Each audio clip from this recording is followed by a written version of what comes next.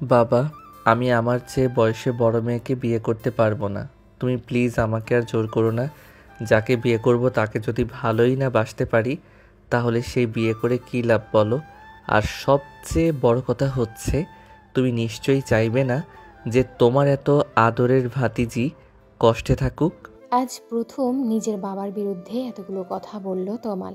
ওর কথাগুলো শেষ হতে না হতেই ওর বাবা কষে একটা থাপ্পড় মারলেন। তারপর রাগে গজরাতে গজরাতে বললেন, বিয়ে যখন করবি না তাহলে ওর বিয়েটা ব্যঙ্গে কেন দিলি? বল, উত্তর দে আমার কথার। তুই যদি ওকে ভালোই না বাসিস তাহলে বরকে ফোন করে কেন বলেছিস যে তোর সাথে আয়রার রিলেশন আছে? বল।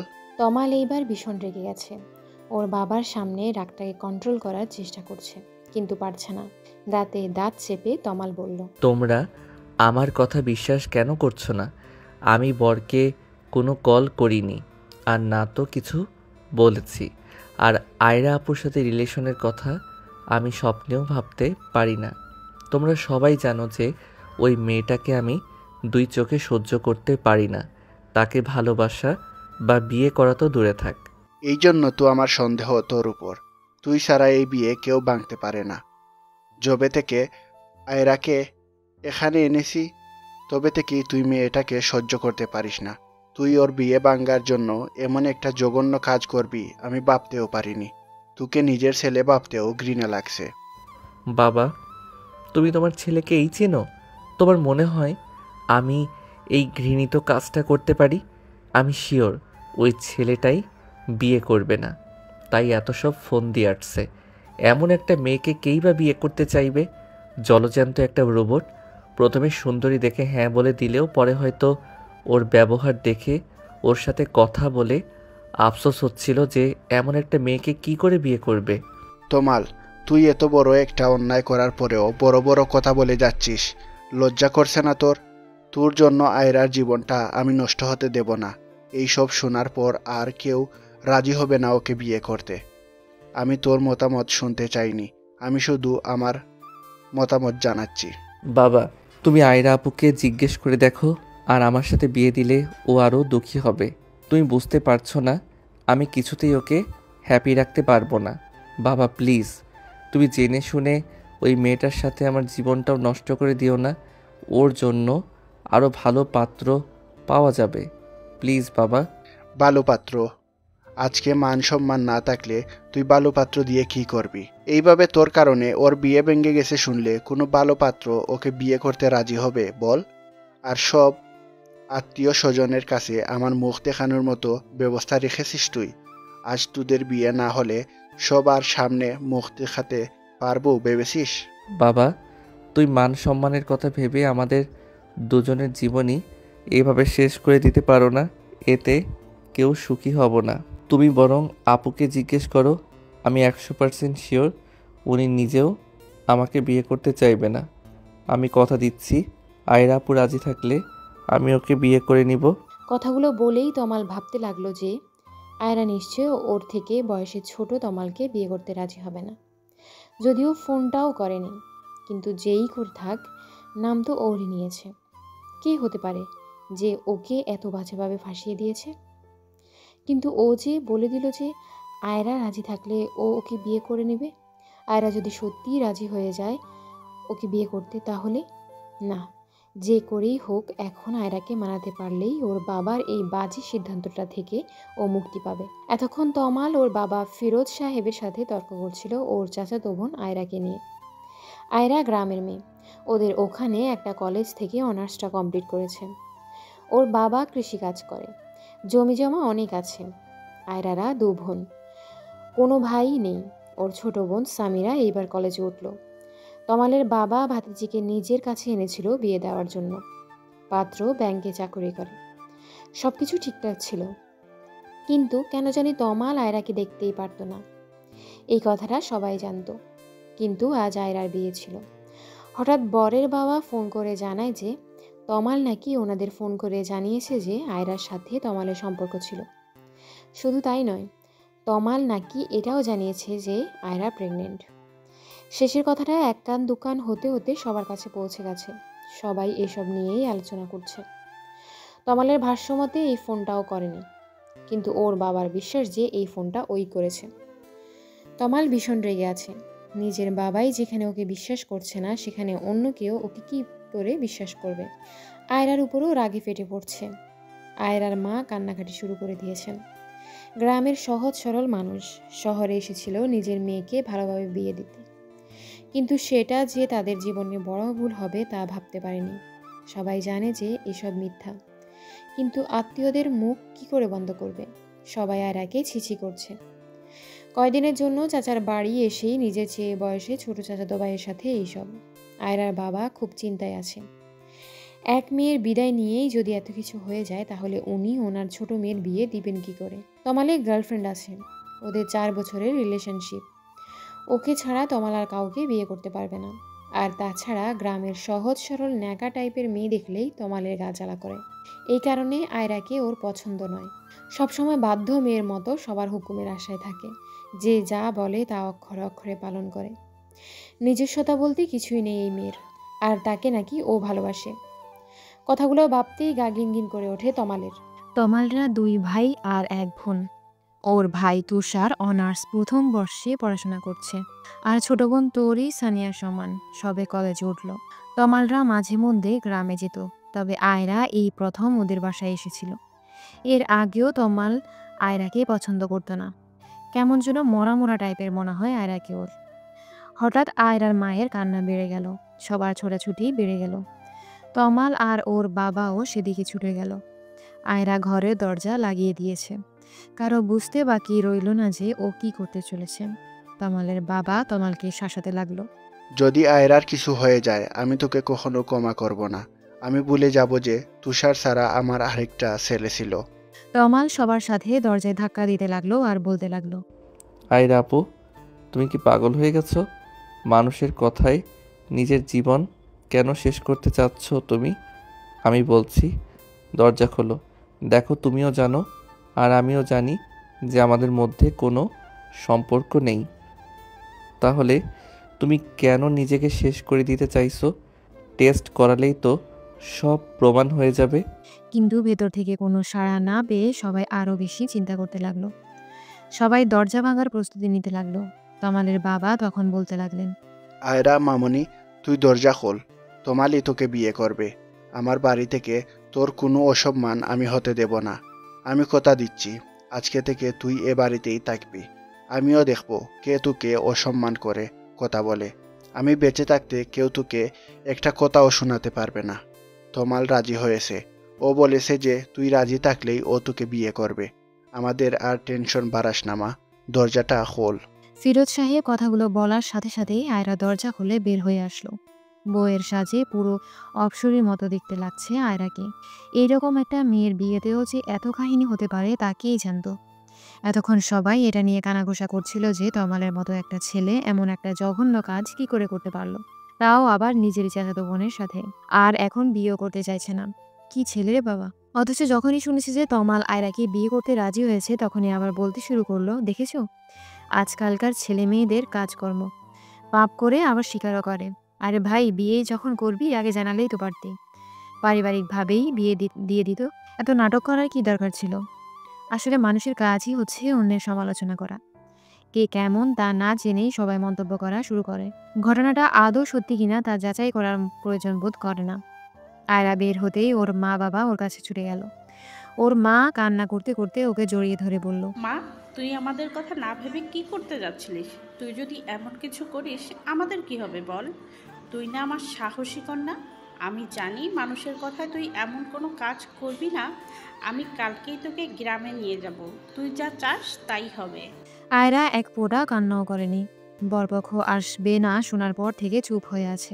একটু আগেই ও যখন দেখলো যে ওর জন্য ওর চাচা নিজের ছেলের সাথেই তর্ক করছেন, তখন ব্যাপারটা ওর কাছে খুব খারাপ লাগছিল। তাই দরজা বন্ধ করেছিল একটু একা থাকার জন্য। কিন্তু সবাই যে উল্টাপাল্টা ভাববে এটা ওর মাথাতেই আসেনি। ওর মায়ের থেকে নিজেকে ছাড়িয়ে নিয়ে আয়রা বলল, মা, তোমরা কি ভাবছিলে বলো তো? আমি কেন সুইসাইড করব? আমি তো কোনো দোষ করিনি। যে দোষ করেছি শাস্তি তো তার পাওয়ার কথা। আর তোমার কি মনে হয় এখন গ্রামে গেলেই সব ঠিক হয়ে যাবে? এই খবরটা কি গ্রামে পৌঁছায়নি? সমস্যা থেকে পালালেই তা সমাধান হয়ে যায় না, সমস্যাকে মোকাবেলা করতে হয়। এটা আমার জীবন, আমার সমস্যা, তাই সমাধানটা আমাকেই খুঁজতে হবে। তোমরা একদম চিন্তা করো না। আয়রার মুখে এমন কথা শুনে নিন্দুকেরা আরও কানাঘুষা শুরু করে দিল, কিন্তু আয়রার সেদিকে কোনো ভ্রুক্ষেপ নেই। ও সোজা তমালের সামনে গিয়ে দাঁড়ালো। আয়রার মাত্র বলা কথাগুলো শুনে তমাল যেন হা হয়ে গেছে। ও কল্পনাও করতে পারেনি যে আয়রা এত সুন্দর করে গুছিয়ে কথা বলতে পারে। তমাল এটা ভেবে খুশি হলো যে আয়রা নিশ্চয়ই খুব বুদ্ধিমতী একটা মেয়ে হবে, আর ও নিশ্চয়ই নিজের জীবন নষ্ট করার জন্য তমালকে বিয়ে করতে চাইবে না। কারণ ফোনটা তমাল না করে থাকলেও সবাই জানে যে ফোনটা ওই করেছিল। সেই অনুযায়ী ওর মতো একটা ছেলেকে আয়রা নিশ্চয়ই বেছে নেবে না বিয়ে করার জন্য। ওর জীবনের সমস্যা ও নিজেই সলভ করবে। কিন্তু আয়রা ওর দিকে যতই এগিয়ে আসছে তমালের হার্টবিট ততই বাড়ছে।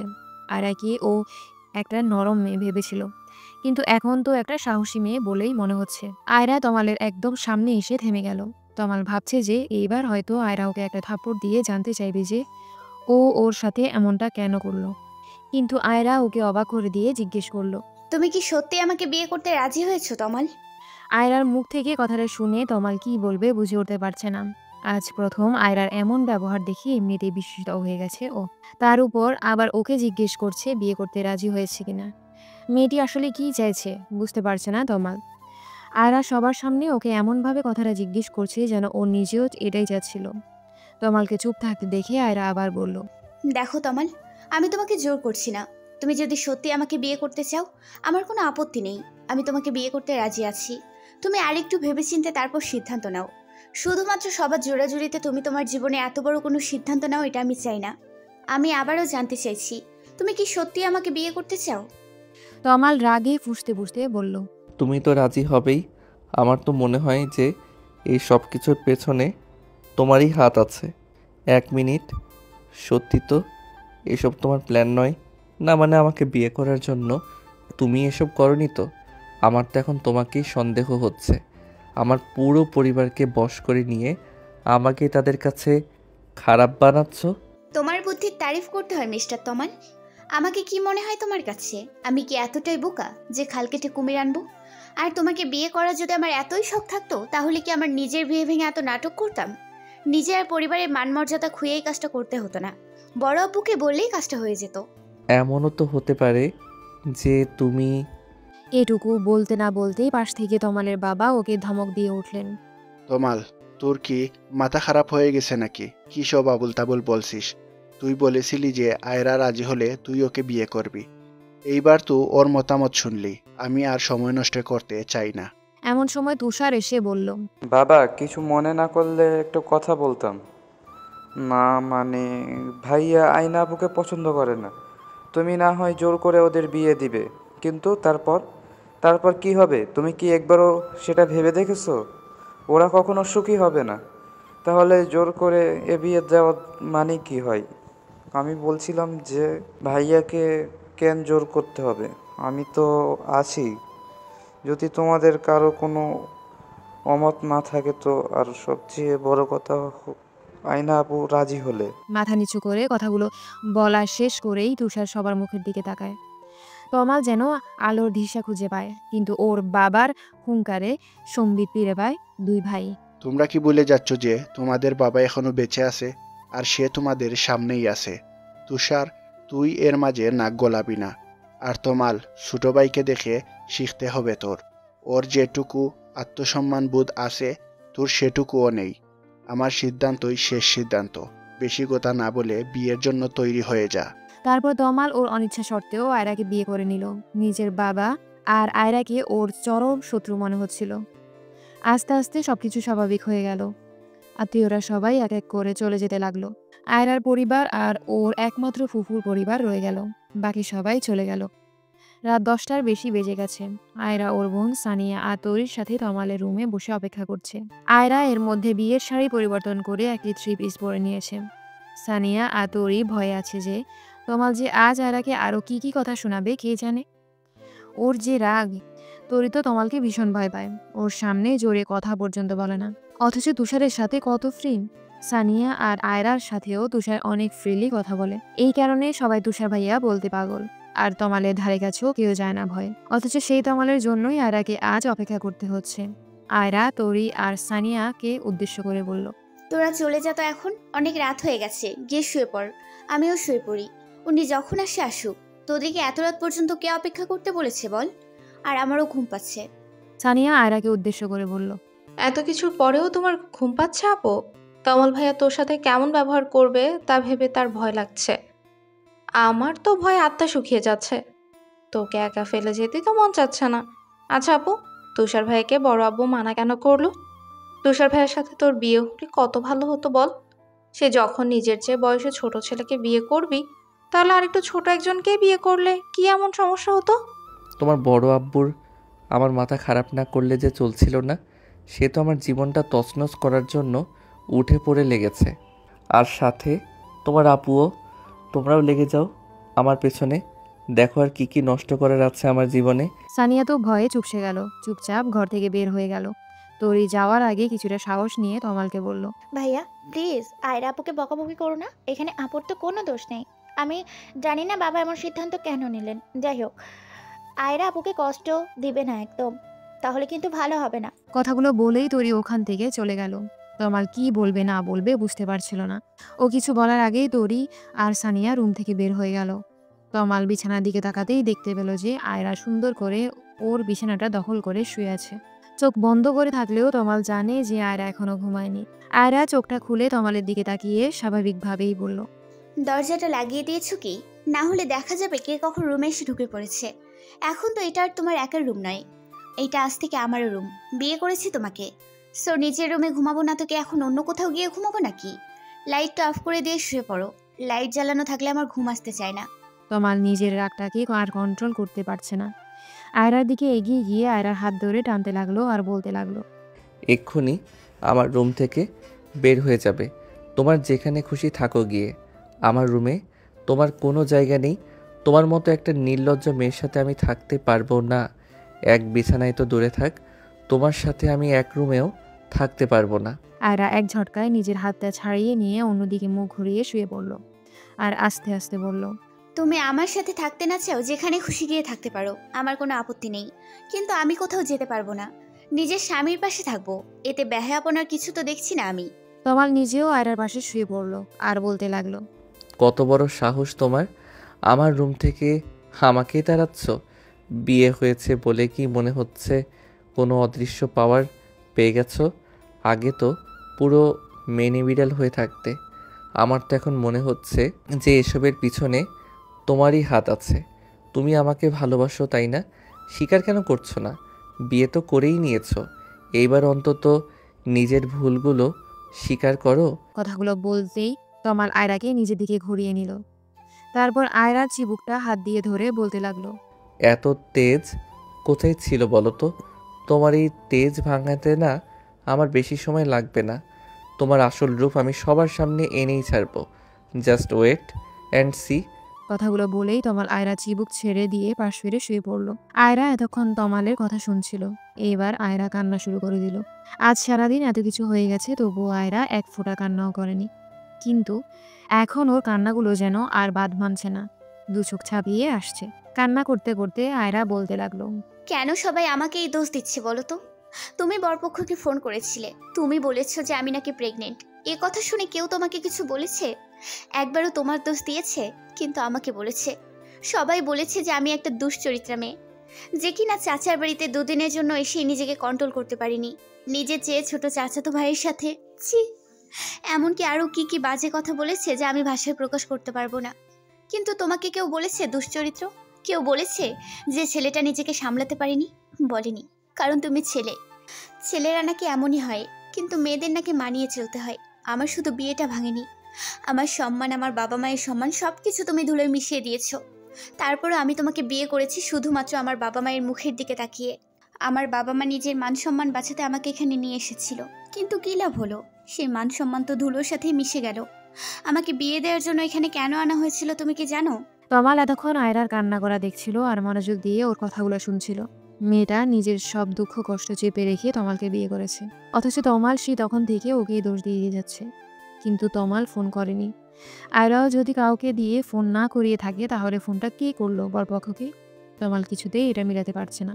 তমালকে চুপ থাকতে দেখে আয়রা আবার বলতে লাগলো। কি হলো এখন? এমন ভাঙা রেডিওর মতো থেমে গেলে কেন? উত্তর দাও। তুমি জানো না তাই না? এই বাসার প্রত্যেকটা মানুষ হয়তো জানে আমাকে এখানে কেন আনা হয়েছে, কিন্তু তুমি এখনো জানো না? তুমি এত আজব মানুষ কেন বলো তো? কেউ তোমাকে জানায়নি নাকি তুমি নিজেই শোনার প্রয়োজন বোধ করনি? এখনো কি জানতে চাও না? কামাল বুঝতে পারছে না যে ওর কি বলা উচিত। এমন পরিস্থিতিতে ও এর আগে কখনো পড়েনি। আকাশ পরিমাণ রাগ নিয়ে রুমে ঢুকেছিল, অথচ এখন মনে হচ্ছে আয়রার কথাগুলো শুনে ওর সব রাগ গলে ফানি হতে শুরু করেছে। এমন তো হওয়ার কথা ছিল না। আয়রা এতবার ওকে প্রশ্ন করে যাচ্ছে, অথচ ও চুপ করে শুধু শুনেই যাচ্ছে। না শুনে কি উপায় আছে? আমি চাইলেও তুমি শোনাবে, আর না চাইলেও তুমি শোনাবে। তার থেকে বলেই ফেলো তোমার কাহিনী। বাবা সেদিন বলছিল কি যেন, আমি অতটা মনোযোগ দিয়ে শুনিনি। সবাই কথা বলছিল, তোমার কোনো কথা শোনার কোনো আগ্রহ আমার ছিল না, তাই শোনা হয়নি। আজ তো না শুনলে তুমি আমাকে ঘুমাতে দেবে বলে মনে হয় না। আয়রা কান্না করতে করতে তমালের শাড়ির সাথে নাক মুখ মুছতে থাকে। তমাল সরে যেতে চাইলেও পারে না। আয়রা টেনে ধরে ওর নাকের পানি চোখের পানিগুলো তমালের শার্টে মুছতে থাকে। তমাল নাক ছিটকায়, তবে সরতে পারে না। আয়রা যে ওর শার্টটাকে টিস্যু বানিয়ে ফেলেছে তা বুঝতে বাকি রইল না। আয়রার ক্ষণে ক্ষণে রং পাল্টাতে দেখে তমাল নিজেও হতবাক হয়ে গেছে। মেয়েদের কান্নাকে হয়তো এই কারণে মায়া কান্না বলে। তমালের মতো মানুষও ওর ন্যাকা কান্নার কাছে হেরে গেছে। আমাদের গ্রামেও একজন আমার বিয়ে ভেঙে দিচ্ছিল। শুধু আমাদের গ্রামের চেয়ারম্যানের ছেলে। সে আমার বাড়িতে বিয়ের জন্য প্রস্তাবও পাঠিয়েছিল, কিন্তু এসএসসি পাশ একটা ছেলের সাথে অনার্স পাশ করা একটা মেয়ের বিয়ে কি কোনো বাবা মা দিতে চায়? আর ওই ছেলেটাকে আমার একদম পছন্দ নয়। সারা দিন রাত আড্ডা নিয়ে থাকে আর বাপের টাকায় ফুটানি। অমন ছেলেকে আমি কেন? কোনো ভালো মেয়ে বিয়ে করতে চাইবে না। কিন্তু ওই যে জোর যার মূল্যক তার, যে বিয়ে ভাঙা বন্ধের জন্য আমাকে এখানে আনলো, সে এখানে এসেও একই অবস্থা। তা আবার বিয়ের দিন আরেক ধাপ এগিয়ে। তমাল এতক্ষণ মনোযোগ দিয়ে ওর কথা শোনার পর বলল, তাহলে তোমার বিয়ে ভাঙার জন্য আমাকে কেন দোষারোপ করছো সবাই? এটা তো সবাই জানো যে বিয়েটা কে ভেঙেছে। আমাকে এর মধ্যে জড়ানোর কি খুব বেশি প্রয়োজন ছিল? এখানে ওরা খোঁজ পাবে কিভাবে? ওরা যাতে আমার খোঁজ না জানতে পারে সেজন্যই তো আমাকে এখানে আনা হয়েছিল। তবে কেন জানি আমার মনে হচ্ছে তুমি সত্যি বলছো। মানে এর পেছনে নিশ্চয়ই অন্য কেউ আছে। কিন্তু কে সে? তুমি আমাকে হেল্প করবে খুঁজে বের করতে? আর সে যে শুধু আমার শত্রু তা কিন্তু নয়, সে তোমারও ঘোর শত্রু। না হলে তোমাকে এর মধ্যে জড়াতো না। আমাকে বিশ্বাস করার জন্য থ্যাঙ্কস। অন্তত একজন তো আমাকে বিশ্বাস করেছে। আমি অবশ্যই আসল কালপ্রিটকে খুঁজে বের করব। এত জঘন্য কাজ কে করতে পারে? তাকে তো তার প্রাপ্য পেতেই হবে। কথাগুলো বলার পর তমাল বিছানা থেকে উঠে শার্টটা চেঞ্জ করে একপাশে জড়সড় হয়ে শুয়ে পড়ল। আর ভাবতে লাগছে যে এই কাজটা যদি ওই চেয়ারম্যানের ছেলে না করে থাকে তাহলে আর কি হতে পারে। ফিরোজ সাহেবের স্ত্রী শিলা বেগম ভীষণ রেগে আছেন। আত্মীয়ের মধ্যে বিয়ে শাদী ওনার একদম পছন্দ নয়। শোয়ার পর থেকে উনি স্বামীর সাথে এ নিয়ে তর্ক করে চলেছেন। তোমাকে আমি আগেই বলেছিলাম যে এই মেয়েকে এখানে আনার কোনো প্রয়োজন নেই। গ্রামে এত ঝামেলা হচ্ছে, এখানে যে ঝামেলা হবে না তা কে জানে। তুমি তো আমার কোনো কথা শুনবে না। মানবতার ভান্ডার খুলে বসে আছেন, শেষে কিনা ওই মেয়েকে আমার ছেলের কাঁধেই ঝুলিয়ে দিল। কে জানে এই মেয়ে কেমন হবে, পুরো সংসারটা ধ্বংস করে না দেয়। ফিরোজ সাহেবের কথা বলার আর মন মানসিকতা নেই। তিনি নিজেও বুঝতে পারেনি এত কিছু হয়ে যাবে। সবার মুখ বন্ধ করার জন্য হলেও এই বিয়েটা দেওয়া উচিত ছিল। বড় মুখ করে ভাই মেয়েকে এখানে এনেছিল বিয়ে দেওয়ার জন্য। এখান থেকেও যদি খালি হাতে ফিরতো তাহলে মেয়েটার কি হতো? দেখো শিলা, যা হওয়ার হয়ে গেছে। ও আমাদের বড় ছেলের বউ। আশা করি কথাটা মাথায় থাকবে। ভাগ্যের লিখন খণ্ডানোর ক্ষমতা আমাদের কারো নেই। আমার ছেলেকে জোর করে বিয়ে দিয়েই ভাবছো যে সে আমার ছেলের ভালোবাসা পেয়ে গেল? আমার ছেলে ওই মেয়েকে কখনো মেনে নিবে না, আর আমিও না। আত্মীয়দের সামনে তুমি সবার মান রাখতে চেয়েছিলে, তার রাখা শেষ। এবার আমার যা করার তাই করব। কালকেই ওই মেয়েকে আমি ওর বাবা মায়ের সাথে গ্রামে পাঠানোর ব্যবস্থা করছি। তুমি এর মাঝে একদম নাক গলাবে না। আমি ওই মেয়েকে কিছুতেই নিজের বৌমা হিসেবে মানি না। আর আমার ছেলের উপরেও আমার পুরো বিশ্বাস আছে, ও নিজেও এই মেয়েকে নিয়ে সংসার করতে পারবে না। যা হওয়ার হয়ে গেছে, আর সামনেও যা উচিত তাই হবে। ফিরোজ সাহেব নিজের স্ত্রীকে ধমক দিয়ে বললেন, তোমার মাথা কি খারাপ হয়ে গেছে? কি আবুল তাবুল বলছো? একটা পবিত্র সম্পর্ক শুরু না হতেই তুমি শেষ করে দেওয়ার কথা ভাবছো কি করে? তুমি কি মানুষ? আমার ছেলেকে আমি ভালো করেই চিনি। ও এমন কিছুই চাইবে না, আর না তো আমি এমন কিছু হতে দেব। আয়রা এই বাড়িতেই থাকবে, কোথাও যাবে না। আশা করি কাল এই নিয়ে আর কোনো ঝামেলা করবে না। এর ফল কিন্তু ভালো হবে না। শিলা আরও কিছুক্ষণ বকবক করে থেমে গেলেন। স্বামীর সাথে যত ঝগড়াই করুক না কেন সবার সামনে তার বিরুদ্ধে কথা বলার সাহস তার নেই। আর তার কথায় ফিরোজ সাহেব শুনবে না জেনেও এতক্ষণ তর্ক করল। তার ক্ষমতা থাকলে তো এই বিয়েটা হতেই দিত না। তুষার ছাদে গিয়ে একটার পর একটা সিগারেট শেষ করছে আর ভাবছে যে ওর মা আত্মীয়র সাথে বিয়ে শাদী পছন্দ করে না বলে আয়রাকে বিয়ে করার দুঃসাহস দেখাতে পারেনি। অনেকবার বলতে চেয়েও ওর বাবা মাকে বলতে পারেনি কথাটা, অথচ আজ ওরই ভাইয়ের সাথে বিয়ে হয়ে গেল। ওর মায়ের লজিক খাটল না, অথচ নিজের পছন্দটাকেও বিসর্জন দিয়ে দিল। নিজের উপরেই প্রচুর রাগ হচ্ছে এখন তুষারের। একবার ওর বাবাকে বলেই দেখতো, হয়তো ওর বাবা ব্যবস্থা করতো। কিন্তু আজ ওর বাবা ওর ইচ্ছা থাকা সত্ত্বেও তমালের সাথেই আয়রার বিয়ে কেন দিল, সেটা ওর মাথায় আসছে না। তমাল তো আয়রাকে মোটেও পছন্দ করে না, কিন্তু এখন তমাল যদি আয়রার সাথে নাও থাকে তবুও তো আয়রাকে পাবে না। ওর ভাগ্যটা কেন এত খারাপ হলো? আয়রাকে এত করে মন থেকে চেয়েও নিজে করতে পারলো না, অথচ তমাল না চাইতেই আয়রাকে পেয়ে গেল। যে যার কদর বোঝে না সে তার ভাগ্যই কেন পড়ে? আয়রা কি ভালো থাকবে তমালের সাথে? তমাল কি আদৌ ভালোবাসতে পারবে আয়রাকে? অনেক রাত পর্যন্ত এসব ভাবতে থাকে তুষার।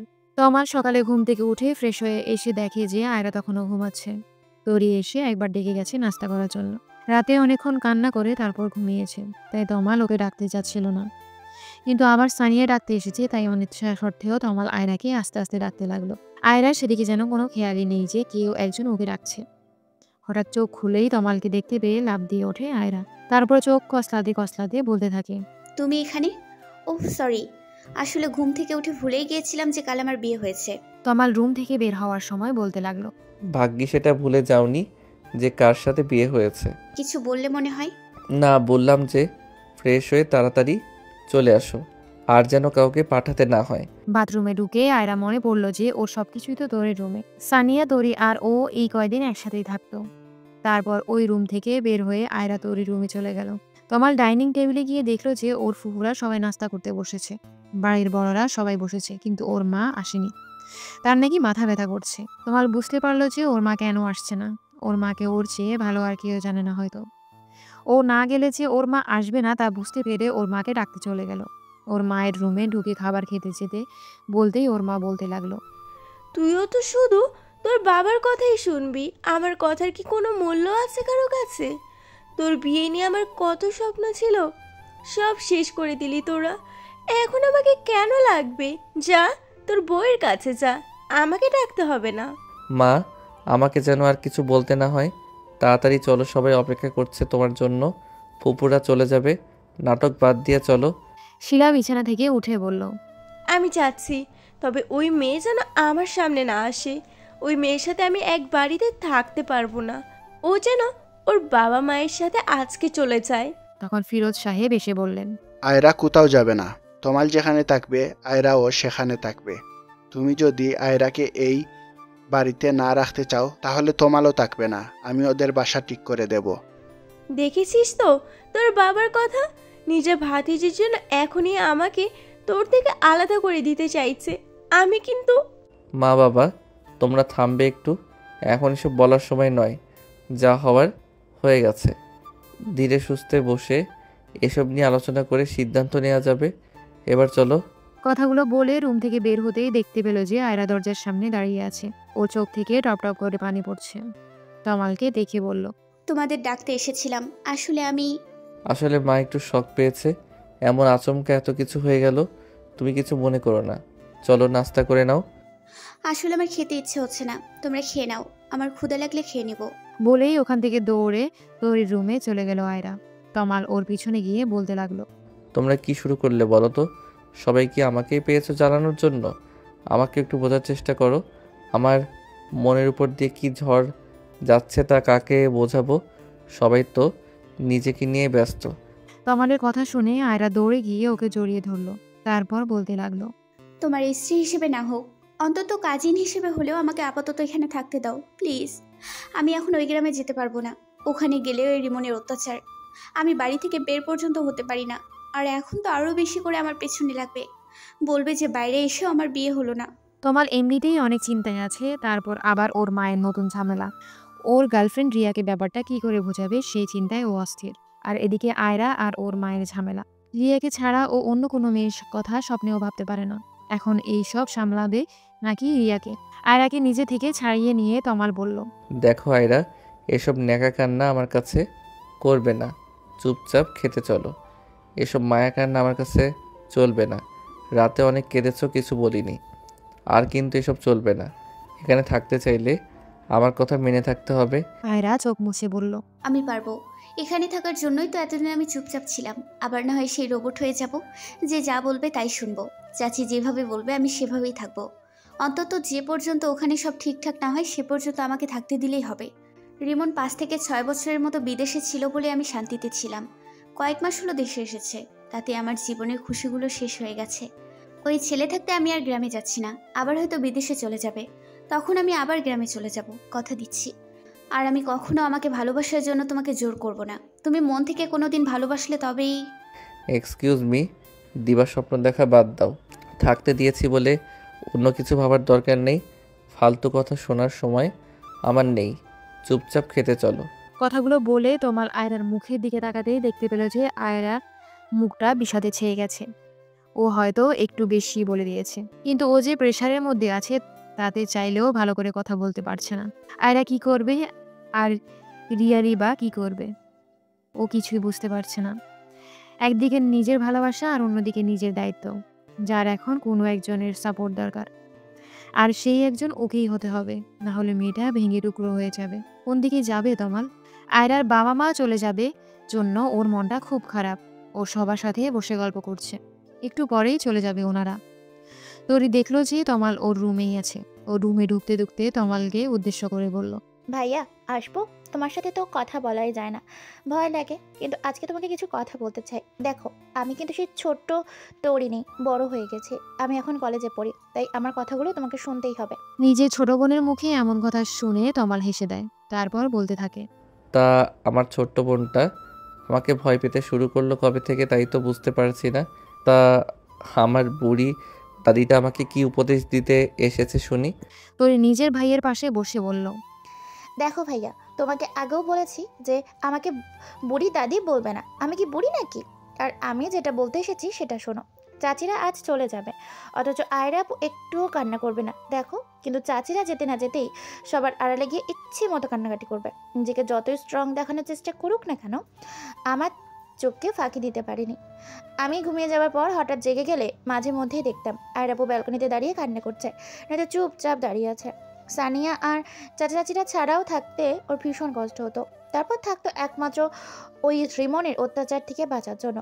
এখন তো একেবারে এখানেই থাকবে। জানি না আর কত কাঁদতে হবে আপুকে। তারপর তুমি সকালেও কি পরিমাণ বকাবকি করলে দেখলাম। তুমি যাওয়ার পরে বাথরুমে গিয়ে কিছুক্ষণ কান্না করেছে, তারপর হাসি মুখে খেতে গেল। আমি সব খেয়াল করি। এতগুলো কথা একেবারে বলে হাঁপিয়ে ওঠে তরি। তারপর তমালের প্রতিক্রিয়া দেখার জন্য ওর দিকে তাকায়। তমাল চুপচাপ ওর কথাগুলো শুনলো দেখে ওর ভালো লাগছে। আর এই প্রথম আয়রার জন্য ও তমালকে এতগুলো কথা বলল। তরির মুখে এমন বড় মানুষের কথা শুনে তমাল বুঝতে পারলো যে তার সেই ছোট্ট তরিটা আজ সত্যিই অনেক বড় হয়ে গেছে। আচ্ছা, তরিকে বিয়ে দিলেও কি এভাবে ওর শ্বশুরবাড়ি রেখে চলে আসতে হবে? ভাবতেই বুকের মধ্যে চিনচিনে একটা ব্যথা অনুভব হয় তমালের। তার মানে আয়রার বাবা মায়েরও অনেক কষ্ট হচ্ছে আয়রাকে রেখে যেতে। আর আয়রা কথাটা ভাবতেই মেয়েটার জন্য এক অচেনা টান অনুভব করতে থাকে তমাল। এটাই কি পবিত্র সেই বন্ধন, 3 কবুলের মাধ্যমে যে বন্ধন গড়ে ওঠে? কথাটা ভাবতেই নিজেকে বড্ড অপরাধী মনে হতে থাকে তমালের। নিজের বাবার অনুরোধে এটা ও কি করে বসলো? একটা মেয়ের স্বপ্ন নিয়ে খেলার কোনো অধিকার ওর নেই, যেখানে ও দুটো মেয়ের জীবন নিয়ে খেলছে। এই গোলক ধাঁধা থেকে আজ ওকে বের হতেই হবে, নইলে ও নিজেকে কখনো ক্ষমা করতে পারবে না। আচ্ছা, তোরির সাথে যদি এমনটা করতো? ভাবতেই ওর পুরো শরীর কেঁপে ওঠে।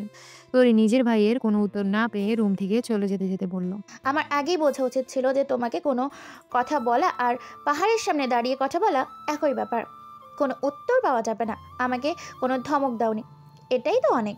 পরের কথাগুলো আস্তে আস্তে বলল যেন তমাল শুনতে না পায়।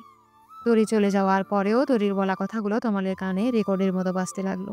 আর আয়রার মনের অবস্থাটা বোঝার চেষ্টা করলো। আয়রার বাবা মা আর সানিয়া আজকে ট্রেনে গ্রামে চলে যাবে। কলেজের টুকরা মেয়েটাকে এভাবে ফেলে রেখে যেতে তাদের কারোরই মন টানছে না।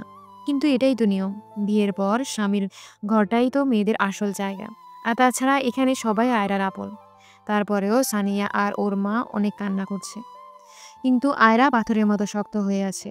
ওর বাবা মায়ের সামনে ও নিজেই যদি কান্নাকাটি শুরু করে দেয় তাহলে ওনারা ভালো থাকতে পারবে না।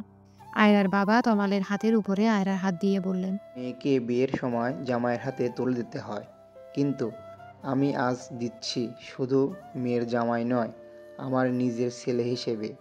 আমি আমার কলিজার টুকরাটাকে রেখে যাচ্ছি। ও এর আগে বাইরে কখনো থাকেনি। বাইরের জীবন সম্পর্কে ওর ধারণা নেই বাবা। এই কয়েকদিন তোমার এখানে এসেছে তাই রোজ ফোন করে কান্নাকাটি করতো। আর এখন তো সারা জীবনের জন্য রেখে যাচ্ছি। মেয়েকে বিদায় দেওয়ার সময় যে একটা বাবা কি পরিমাণ কষ্ট হয় তা তুই নিজে যখন বাবা হবি তখন বুঝতে পারবি। নিজের বাবাকে থামিয়ে দিয়ে আয়রা বলল, বাবা, তুমি এসব কি বলছো? আমি কোথায় কান্নাকাটি করেছি? তোমরাই তো সবাই কান্নাকাটি করে জোয়ার বইয়ে দিয়েছো। আর শোনো, আমি এখন সেই ছোট্ট আয়রা নেই যে কোথাও গেলে বাবা বাবা বলে কান্না শুরু করব। দেখছো না আমি কত হাসি খুশি আছি এখানে। আমাকে কি পরের বাড়িতে রেখে যাচ্ছ নাকি? এখানে সবাই আছে, বড় আব্বু, চাচি, তরি। তুমি একদম চিন্তা করবে না আমাকে নিয়ে। আর সানিয়া তো আছেই, নিজের খেয়াল রাখবে। আর সানিয়া, সারাক্ষণ টিভি আর ফোন না দেখে ঠিকঠাক পড়াশোনা করবি, আর বাবা মায়ের খেয়াল রাখবি, আর নিজের খেয়ালও রাখবি। কাজ ছেড়ে একদম বাইরে যাবি না। আর মা, তুমি নিজেও ঠিকঠাক ওষুধ খাবে আর বাবাকেও খাওয়াবে। খাওয়া দাওয়া ঠিক মতো করবে, একদম অনিয়ম করবে না। আয়রার বাবা মায়ের সাথে কথা বলার সময় ও খেয়াল করলো যে ওর হাত এখনো তমালের হাতের মুঠির মধ্যেই আছে। তাড়াতাড়ি নিজের হাত ছাড়াতে গেলে তমাল তা আরও শক্ত করে চেপে ধরে। আয়রা তমালকে বুঝতে পারছে না, এই ভালো ব্যবহার করছে আবার এই খারাপ ব্যবহার করছে। তমালে কোনটা আসল ব্যবহার আর কোনটা নকল তা বুঝতে পারছে না আয়রা। সবাই যে বলতো বিয়ে হলেই নাকি স্বামী স্ত্রীর মধ্যে একটা অদৃশ্য মায়ের বন্ধন সৃষ্টি হয়ে যায়, তাহলে ওদের মধ্যে সেই বন্ধনটা কেন তৈরি হচ্ছে না এখনো? নাকি সম্পর্ক আসলেই এত সহজ নয়, নাকি আরও সময় লাগবে? কিন্তু সকালে তমাল তো বলছিল যে সে নাকি আয়রাকে ভালোবাসতে পারবে না। তার মানে কি সেটাই সত্যি? কথাগুলো ভাবতেই মনের মধ্যে কল্পনার আকাশে মেঘ জমতে শুরু করে। ও আর কখনো তমালকে বিরক্ত করবে না। ও তমালকে এই বন্দিত্ব থেকে মুক্তি দিয়ে দিবে। আয়রার বাবা মা চলে যেতেই আয়রা তমালের হাত থেকে নিজের হাত ছাড়িয়ে তমালের রুমে চলে গেল। তরি ওর রুম থেকে আয়রার সব জিনিস দিয়ে গেছে তমালের রুমে। আয়রা এখনও জানে না যে তমাল অন্য একটা মেয়ের জন্য ওর সাথে এমন ব্যবহার করছে। আয়রা চলে যেতেই তমালের খেয়াল হয় যে ও এতক্ষণ আয়রার হাত শক্ত করে ধরে রেখেছিল, কিন্তু কেন ধরেছিল তা ও নিজেও জানে না।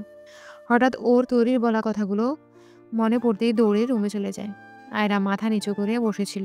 তমাল আস্তে আস্তে ওর সামনে গিয়ে বলতে লাগলো, চাচা চাচি চলে গিয়েছে তো কি হয়েছে? আমরা তো আছি নাকি? আমাদের উপরে বিশ্বাস নেই? আমি আমার কথা রেখেছি, তোমাকে গ্রামে পাঠাইনি। এইবার তোমার পালা। একদম কান্নাকাটি করা যাবে না। কি হলো, বললাম না কান্নাকাটি করা যাবে না। কান্নাকাটি আমার একদম সহ্য হয় না। তমালের কথাগুলো শুনেই আয়রা অবাক হয়ে মাথা তুলে তাকায়। আয়রার থেকে তমাল বেশি অবাক হয়। তুমি কান্না করছো না? আমি তো ভেবেছিলাম যে সবাই চলে গেছে জন্য তুমি রুমে এসে কান্নাকাটি। নিজের ব্যবহারে নিজেই লজ্জা পায় তমাল। সব দোষ ওই তরির। আয়রা মৃদু হেসে তমালকে বলতে থাকে, আমি বলেছি না আমি অতটাও ছিচকাদুনে নই? তুমি কি ভেবেছিলে বলো তো, যে মেয়েটা কান্না করছে একটু সান্ত্বনা দিয়ে আসি, তাই না? থ্যাঙ্কস আমাকে থাকতে দেওয়ার জন্য, আর সরি ফর ডিস্টার্বিং। তমাল আয়রা চোখে মুখে কষ্টের ছাপ স্পষ্ট দেখতে পাচ্ছে, অথচ মুখে বড় বড় বুলি আওড়াচ্ছে। তরি ঠিকই বলেছিল। তমাল আস্তে করে আয়রার পাশে বসতে আয়রা নিজেকে গুটিয়ে নেয় একপাশে। ওর এমন ব্যবহার দেখে তমাল বলতে থাকে, ভয় পাচ্ছ আমাকে? দেখো, সকালে কথাগুলো ওইভাবে বলতে চাইনি, কিন্তু চারপাশের প্রেসারে মাথা ঠিক ছিল না। প্লিজ কিছু মনে করো না। ক্ষমা তো আমার চাওয়া উচিত। যা প্রাপ্য তার থেকে খুব বেশি এক্সপেক্ট করে ফেলেছিলাম। সত্যিটা বলার জন্য থ্যাঙ্কস। না হলে আমি হয়তো আরও বেশি স্বপ্ন বুনতে থাকতাম। আমি তোমাকে একটা কথা বলতে চাই। তমাল আসলে রিয়ার কথাটা ওকে জানিয়ে দিতে চাচ্ছে, যেন আয়রা বুঝতে পারে যে কেন ও আয়রাকে আপন করে নিতে পারছে না। বিয়ে যখন করেছে সত্যিটা তো জানাতেই হবে। আমাকে আর কিছু বলতে হবে না। আমি জানি তুমি কি বলতে চাইছো। চিন্তা করবে না, আমি তোমাকে আর কখনো বিরক্ত করব না। আমাকে থাকতে দিয়েছো, এটাই আমার জন্য অনেক। আমি কথা দিচ্ছি, চলে যাওয়ার সময় তুমি যা চাচ্ছ তা পেয়ে যাবে। কিসের যাওয়ার কথা বলছো তুমি? আর আমি কি চাচ্ছি? কি দেবে তুমি আমাকে? এসব কি বলছো তুমি আবোল তাবোল? আবোল তাবোল কেন বলবো? জোর করে আর যাই হোক না কেন, কোনো মিথ্যা সম্পর্ক টিকিয়ে রাখা যায় না। আমাদের সম্পর্কটা বাইরের দিক থেকে সত্য হলেও ভেতরের দিক থেকে পুরোটাই মিথ্যা। আমি বুঝতে পারিনি যে পরিস্থিতি এতটা খারাপ হবে। তাহলে কখনো আমি তোমাকে এই বিয়েটা করতে দিতাম না। এই তো আর কয়টা দিন, তারপর আমি তোমাকে এই বন্ধন থেকে চিরতরে মুক্তি দিয়ে যাব। কথাগুলো বলে আয়রা বিছানা থেকে ওঠার প্রস্তুতি নিচ্ছিল। তমাল ওর হাত ধরে আবার বসিয়ে আয়রার মুখটা নিজের দিকে নিল। রাগে তমালের চোখ দুটো রক্তবর্ণ ধারণ করেছে। আয়রাকে উদ্দেশ্য করে বলল, কি যেন বলছিলে, আরেকবার বলো। বন্ধন থেকে মুক্তি? কি বলছিলে এসব? আয়রা তমালের হাত থেকে নিজেকে ছাড়াতে গিয়েও ব্যর্থ হয়। তমালের চোখের দিকে তাকাতেই ওর ভয় হতে থাকে। তমালের এমন রূপ দেখিয়ে ওর আত্মা শুকিয়ে যায়। আয়রা শুকনো কণ্ঠে সাহস সঞ্চার করে বলে, ডিভোর্স। কথাটা বলার সাথে সাথেই আয়রা কিছু বুঝে ওঠার আগে ওর গালে একটা থাপ্পড় পড়ল। তমালের হাতের কয়েকটা আঙ্গুলের দাগ সাথে সাথে স্পষ্ট হয়ে উঠল বর্ষাকালের উপর। তমাল নিজেকে রাগকে কন্ট্রোল করতে পারছে না। তুমি এসব করে কি প্রমাণ করতে চাইছো? মহান শাস্তি চাইছো? আমাদের সম্মানের কথা বাদ দিলাম, নিজের বাবা মায়ের কথাটাও ভাববে না একবার? বিয়েটাকে ছেলে খেলা মনে হয় তোমার কাছে? যখন খুশি করলে, যখন খুশি ভেঙে দিলে, তারপর যে কি হবে তা একবারও ভেবে দেখেছো? সবার অনুভূতির কোনো মূল্য নেই তোমার কাছে? তমালের কথা শুনে আয়রা তখন চোখের জলগুলোকে মুক্ত করে দিল। তারপর কান্না করতে করতে বলল, বাহ, আপনি সবার দিকটা দেখছেন, অথচ আমার দিকটা একবারও ভেবে দেখেছেন? সবাইকে খুশি রাখবো, আর দিন শেষে আমার কি হবে? আমার খুশিগুলো, নিজের খুশি বিসর্জন দিয়ে অন্যকে খুশি করার মানে জানেন? সবাইকে ধোঁকা দেয়া। যেদিন তারা সত্যিটা জানতে পারবে সেদিন তারা কি নিজেদের ক্ষমা করতে পারবে? অভিনয় আপনি করতে পারলেও আমি পারবো না। আমি চাই না আমার জন্য কারো লাইফ নষ্ট হোক। আর এতে শুধু আমার নয়, আপনারই বেশি ভালো। আপনি আপনার ইচ্ছে মতো মুক্ত জীবনযাপন করতে পারবেন। তুমি আবারও সেই কথা বলছো? আমি তোমার সাথে আমার সম্পর্কটাকে হ্যান্ডেল করতে চাইছি, আর তুমি সব বিগড়ে দিতে চাইছো? আমার কথাটা তো আগে শুনবে নাকি? নিজের খুশি দিয়ে সব সময় সব কিছু বিচার করা যায় না। মাঝে মধ্যে নিজের খুশিটাকে বিসর্জন দিতে হয়, এটাই তো জীবন। আর হঠাৎ আমাকে আপনি করে বলছো কেন? আমি তো তোমার থেকে বয়সে ছোট। অধিকার ছাড়া তুমি বলতে চাই না আপনাকে, আর আমার জন্য আপনার লাইফ। এটুকু বলতেই তমাল আয়রাকে থামিয়ে দিয়ে বলল, নেক্সট টাইম এ ধরনের কথা যেন না শুনি। আমাকে একটু বোঝার চেষ্টা করো, তাহলে নেক্সট টাইম আর এমনটা হবে না। Sorry for that. আমাকে আর কখনো রাগাবে না, আমি নিজেকে কন্ট্রোল করতে পারি না। কথাগুলো বলেই বিষণ্ণ মনে রুম থেকে বের হয়ে যায় তমাল। আয়রাকে মারাটা ঠিক হয়নি, কিন্তু রাগ কন্ট্রোল করতে পারছিল না তমাল। সবাই কত আশা করে আছে যে তমাল আয়রার খেয়াল রাখবে, আর ওই মেয়েটা 2 লাইন বেশি বোঝে, যার কারণে এমনটা হয়ে গেল। তমালের নিজের উপরেই প্রচুর রাগ হচ্ছে। তমাল চলে যেতেই গালে হাত দিয়ে বসে থাকে আয়রা। তমাল ওর সাথে কেন এমন করছে? না তো ওকে সহজে গ্রহণ করছে, আর না তো বর্জন করতে চাইছে। তমাল আসলে কি চায় বুঝতে পারে না আয়রা। একজন মানুষের এত দ্রুত মুড সুইং হয় কিভাবে তা আয়রার মাথায় আসে না। ঘুমোতে যাওয়ার আগে তমাল ভাবলো যে রিয়ার সাথে একবার কথা বলা উচিত। কাল রাত থেকে একবারও কথা বলেনি। মেয়েটা এতবার ফোন করছে, কিন্তু ফোন ধরে তমাল কি বলবে তাই বুঝতে পারছে না। তারপরেও একটু দ্বিধা নিয়ে রিয়াকে কল করলো। রিয়া কল রিসিভ করে যা বলল তা শোনার জন্য তমাল মোটেও প্রস্তুত ছিল না। বাহ তমাল, বিয়ে করে বউ নিয়ে খুব মজা করছো তাই না? আমাকে একবার জানানোর প্রয়োজন মনে করলে না? অবশ্য আমাকে জানালে তো আর তোমার মনের আশা কখনো পূর্ণ হতো না। রিয়া, তুমি এসব কি বলছো? আমি বিয়ে করেছি এই কথা তুমি কি করে জানলে? কেন, আমাকে জানাতে চেয়েছিলে না নাকি? দুজনের জীবন নষ্ট করার ধান্দায় ছিলে মনে হয়। বাট তোমার সেই আশাটা আর কোনোদিনও পূর্ণ হবে না। আমি সবটা জেনে গেছি। তুমি এতটা নীচ প্রকৃতির ছেলে তা আমার জানা ছিল না। আর তোমার চাচাতো বোনটাও তোমার মতোই ফার্স্ট, যেমন যেমন তেমন তেমন। তোমাদের জুটিটা বাংলাদেশের বেস্ট জুটি হওয়া দরকার ছিল। দুশ্চরিত্র ছেলের জন্য একটা দুশ্চরিত্রা মেয়েই পারফেক্ট। তমাল এবার প্রচুর রেগে যায়। রিয়াকে একটা ধমক দিয়ে বলে, দেখো রিয়া, আমি তোমাকে ঠকাতে চাইনি, আমার কথাটা বোঝার চেষ্টা করো। তুমি আয়রার চরিত্র নিয়ে কেন কথা বলছো? তুমি এসব জানলে কি করে? রাশেদ বলেছে, কাল তো ও নিজে চোখে সব দেখেছে আর নিজে কানে সব শুনেছে। তোমাদের দুজনেরই কাহিনী। ওই রকম মেয়েদের জন্য পুরো নারী জাতির বদনাম হয়ে যায়। অবশ্য মেয়েটাই বা কী করবে তোমাকে দেখে। আর কিছু বলার আগে তমাল রেগে গিয়ে রিয়াকে থামিয়ে দিয়ে বলে, আরেকবার আয়রার চরিত্র নিয়ে কথা বললে আমি ভুলে যাব যে আমি তোমাকে ভালোবাসি। আমার ভাবতেও অবাক লাগছে যে তুমিও আমাকে ভুল বুঝলে। আমি ভেবেছিলাম যে আর কেউ বিশ্বাস করুক বা না করুক, অন্তত তুমি আমাকে বিশ্বাস করবে। তুমি তো জানো আমি কেমন ছেলে, কিন্তু তুমিও অন্য সবার মতোই। কেন, তুমি কি ভেবেছিলে? তুমি একটা মেয়ের সাথে নোংরামি করবে, তারপর কাহিনী করে তাকে বিয়ে করবে, আর আমি তোমাকে সাদরে গ্রহণ করে নেব, এমনটা ভেবেছিলে তাই তো? কিন্তু তোমার সে আশায় গুড়ে বালি। আজকের পর থেকে আমার সাথে যোগাযোগ করার কথা স্বপ্নেও ভাববে না। তোমার মতো ছেলের সাথে কথা বলাও পাপ। কথাগুলো বলেই খট করে কলটা কেটে দেয় রিয়া। রাশেদ জানে যে তমাল কেমন ছিলেন, তারপরেও রিয়াকে এইসব কথা কি করে বলতে পারলো। কালকে রাশেদকে বলাই ভুল হয়েছিল, কিন্তু রাশেদ বলল আর রিয়া সেটাই বিশ্বাস করে নিল। এই চিনেছে রিয়া ওকে। ও ভেবেছিল যাকে এত ভালোবাসে সে অন্তত ওকে বুঝবে, কিন্তু রিয়াও ওকে ভুল বুঝল। এতদিন ও কাকে ভালোবেসেছে? ওর ভালোবাসা কি মিথ্যে ছিল?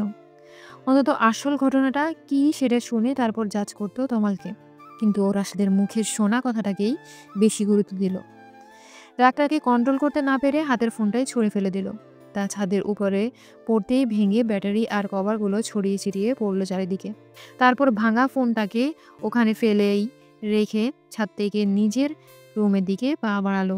রাত হলেই সব কথা যেন বেশি করে মনে পড়তে থাকে। এখন যেমন আয়রার ওর বাড়ির কথা মনে পড়ছে খুব।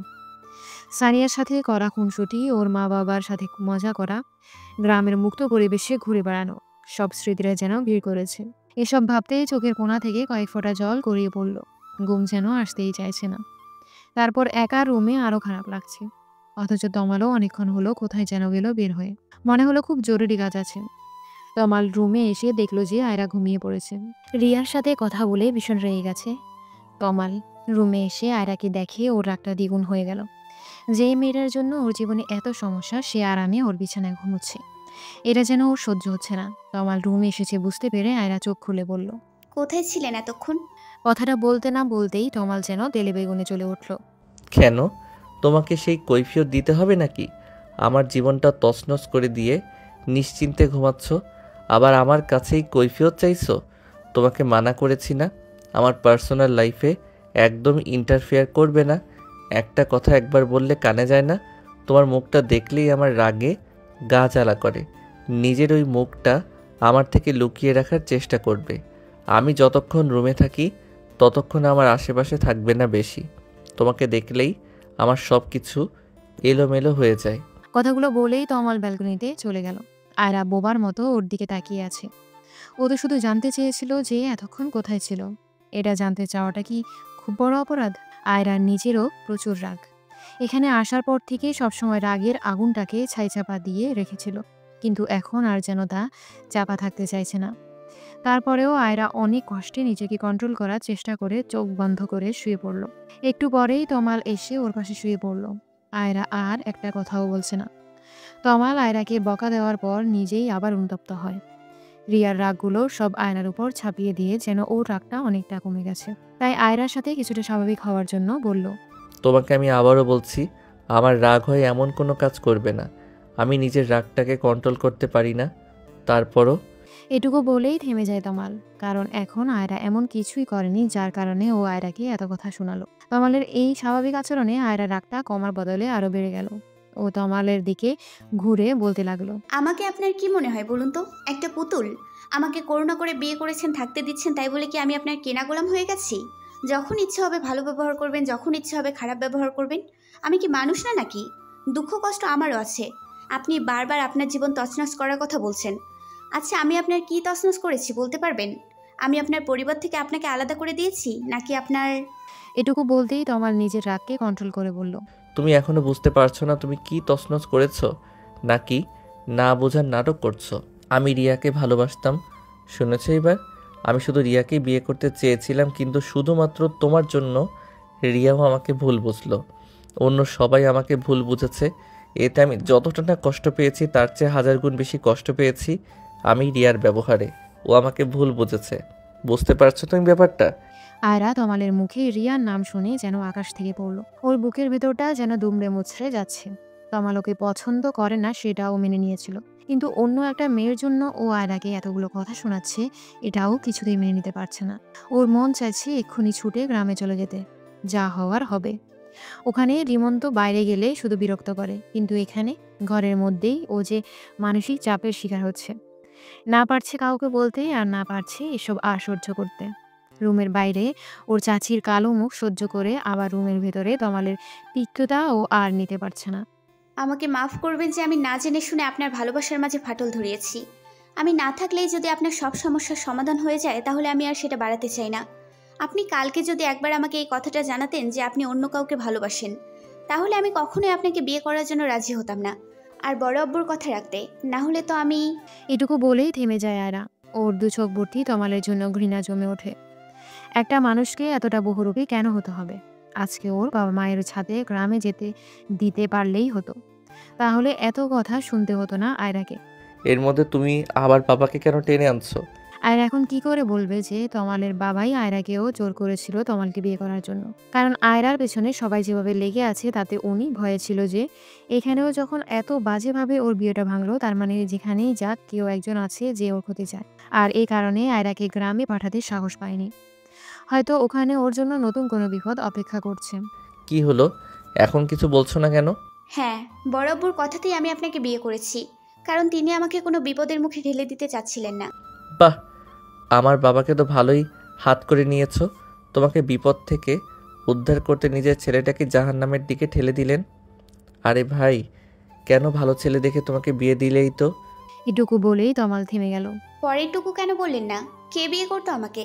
আর সে বিয়েটা ভাঙা তো আরও সহজ হতো, কারণ এখন তো আমি একটা কলঙ্কিতা মেয়ে। যার এত বড় একটা কলঙ্ক, তাকে কে বিয়ে করবে? আপনি সুখে আছেন আমাকে বিয়ে করে? আপনি তো জানেন আমি কেমন মেয়ে। তমাল আর কিছুই বলতে পারে না। আয়রা বলতে থাকে, আমি কালকেই গ্রামে চলে যাব, ঘরবন্দি হয়ে থাকবো। তবুও এসব আর আমি সহ্য করতে পারছি না। একদিনে আমি হাঁপিয়ে উঠেছি, পরের দিনগুলো কিভাবে কাটাবো এখানে? যে আমাকে ভরসা দিয়ে রেখে দিল, সেই যদি এমন করে তাহলে। সরি, রিয়ার সাথে কথা বলে মন মেজাজ খারাপ হয়ে গিয়েছিল। কারোর সাথে রাগলে সেই রাগটা এখন থেকে আমার ওপরেই ছাড়বেন বলে ঠিক করে ফেলেছেন মনে হচ্ছে। সরি বললাম তো। সরি দিয়ে সব কিছুর সমাধান হয় না মিস্টার তমাল। আর আপনি ভালোবাসার কথা বলছেন? যে ভালোবাসা একে অপরের প্রতি বিশ্বাসটাই নেই, তাকে আপনি ভালোবাসা বলছেন? যাকে ভালোবাসেন সেই যদি আপনাকে বিশ্বাস না করে, তাহলে সেই ভালোবাসার কি মূল্য থাকতে পারে? তোমার ভালোবাসার মানুষটি তোমাকে ধোকা দিলে তুমি কি করতে? তুমি কি তাকে ভুল বুঝতে না? এমনি এমনি মাফ করে দিতে তাকে? আপনি কি সত্যিই কোনো ভুল করেছেন? আপনি তাকে সত্যটা বলার পরেও যদি আপনাকে বিশ্বাস না হয়, তাহলে একবার অন্তত সত্যটা যাচাই করা উচিত ছিল। আপনি কেমন ছিলে তা ওই মেয়েটার ভালো করেই জানার কথা। এত বড় একটা জঘন্য কাজ আপনি করতে পারেন, তা সে এত তাড়াতাড়ি কি করে বিশ্বাস করে নিল? তমাল আর কিছু না বলে একদম চুপ হয়ে গেল। সকালে ঘুম থেকে উঠে আয়রা ওর চাচির সাথে নাস্তা বানাচ্ছে। ওর চাচি ওর সাথে একটা কথাও বলছে না। আয়রা ব্যাপারটা হজম করার চেষ্টা করছে। তোরই নাস্তা করে কলেজে চলে গেছে। নিজের রুমে একা একা দম বন্ধ হয়ে আসছে আয়রার। বিয়ের আগে সারাদিন ওর চাচির আশেপাশেই থাকতো, সময় কেটে যেত। কিন্তু এই বিয়েটা যেন ওর জীবনে অমানিসা হয়ে ঘিরে ধরেছে। দুপুরেও চুপচাপ তমালের মায়ের সাথে আয়রা রান্নাবান্না করলো। তারপর নামাজ কালাম পড়ে তোরির সাথে দুপুরের খাবার খেলো। তোরি দুপুরের দিকে কলেজ থেকে ফেরায় আয়রা যেন দেহে প্রাণ ফিরে পেল। তোরির সাথে কথা বললে আয়রার নিজেকে একটু হালকা মনে হয়, ভালো লাগা কাজ করে। তমালও আজ সকালে ওর সাথে একটা কথাও বলেনি। ওর চাচা অবশ্য ওর চাচিকে বারবার সাবধান করে দিয়ে গেছে যেন আয়রার সাথে কোনো ঝামেলা না করে। আয়রা বুঝতে পারছে না যে এভাবে আর কতদিন চলবে। একদিনেই ও অতিষ্ঠ হয়ে উঠেছে। এভাবে চলতে থাকলে ও পুরোপুরি পাগল হয়ে যাবে। তমাল ফোনে আর সিম দুইটাই চেঞ্জ করেছে। নতুন সিম থেকে রিয়াকে আরও একবার কল করেছিল দেখা করে সবটা বলার জন্য, কিন্তু রিয়া ওর কোনো কথা না শুনেই কল কেটে দিয়েছে। তমালের সাথে ও আর কথা বলতে চায় না, এটাই স্বাভাবিক। একদিক দিয়ে দেখতে গেলে তমাল তো রিয়াকে ধোকা দিয়েছে, আর একজন ধোকাবাজের সাথে কেই বা সম্পর্ক রাখতে চায়, তার উপর ও আবার বিবাহিত। আয়রাকে দেখলেই তমালের রিয়ার কথা মনে পড়ে যায়, রাগ উঠে যায়, কিন্তু অনেক কষ্টে রাগগুলোকে কন্ট্রোল করে। আয়রাও নিজেকে যথাসম্ভব তমালের থেকে দূরে রাখার চেষ্টা করে। তুষার সেই সকালে নাস্তা করে বের হয় আর অনেক রাতে বাসায় ফিরে। আয়রার বিষণ্ণ মুখটা ও দেখতে পারে না। ও বুঝতে পারে যে আয়রা তমালের সাথে সুখে নেই, তারপরেও কিছু করতে পারে না। সবাই জানে যে পরিস্থিতির মুখে পড়ে তুষার আয়রাকে বিয়ে করতে চেয়েছিল। কেউ যদি এটা জানতে পারে যে তুষার আয়রাকে পছন্দ করতো, তাহলে ব্যাপারটা আয়রার জন্য আরও জটিল হয়ে যাবে। এভাবেই কেটে যায় 2 মাস। আয়রা, তমাল আর তুষারের জন্য এই 2 মাস যেন 2 বছরের মতো। আয়রা এখনো জানতে পারেনি যে ওর বিয়ে ভাঙার পেছনে কে ছিল।